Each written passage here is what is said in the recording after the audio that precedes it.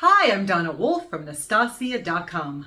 Crochet Foundation Curls are quick and easy to make in this tutorial by Naztazia. They are made using the technique of foundation crochet, where a chain is made and then the double crochet stitches are made, and then another chain is made, the double crochet, another chain, and so on. With this method, the curl can be made any length without guessing how many starting chains are needed. I'm using worsted weight yarn and a size K crochet hook. To begin, start with a slip knot and then make a chain 4 loosely. It helps if that first chain is made as loosely as possible. The remaining chain 3 serves as the first double crochet stitch. Now I'm making another double crochet stitch in that very first chain. If possible, try to go under 2 loops of that chain when making the stitches, and that is made easier if the initial starting chain 4 chains are made loosely. This now equates to 2 double crochet stitches in the first chain. And finally, I'll begin another double crochet stitch, but before I finish it, I'm making a chain 1 to prepare for the next set of double crochet stitches, while at the same time finishing this third double crochet stitch. Now, I have to try and remember exactly where that chain 1 that I made before finishing the last double crochet is. I'll be going underneath both loops of it to create a more secure foundation curl.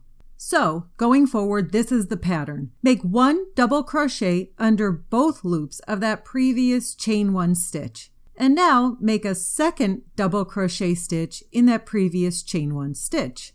And always on the third double crochet, we yarn over and start the double crochet stitch like usual. However, we make a chain 1 in there first to prepare for the next set of stitches. And then we finish the last and third double crochet stitch.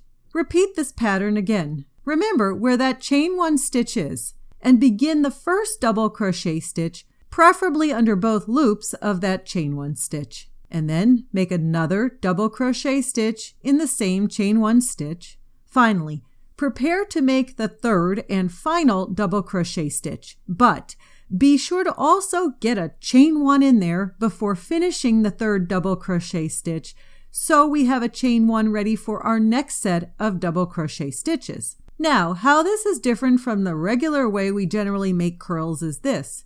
Normally we'll start with a chain 20, and then we usually do 3 double crochet stitches in each chain to form curls. The problem is by chaining 20 up front, sometimes the curl is too long, other times it is too short. So by making curls from the bottom up as we go, we can easily make this any length as we go, instead of trying to figure out the length up front. If interested, I like taking a smaller hook with size 10 metallic thread and connect it along the top of the initial chain 3 from the previous row. And going in the same direction as the first row, I make 2 single crochet stitches in each stitch to form a nice edge along the curls.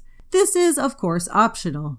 Any kind of yarn and thread can be used, including gold, silver, white, black, or a darker or lighter color to match the first row. Novelty yarn can be used as well to create a fun border. And that's it. That's how I crochet foundation curls.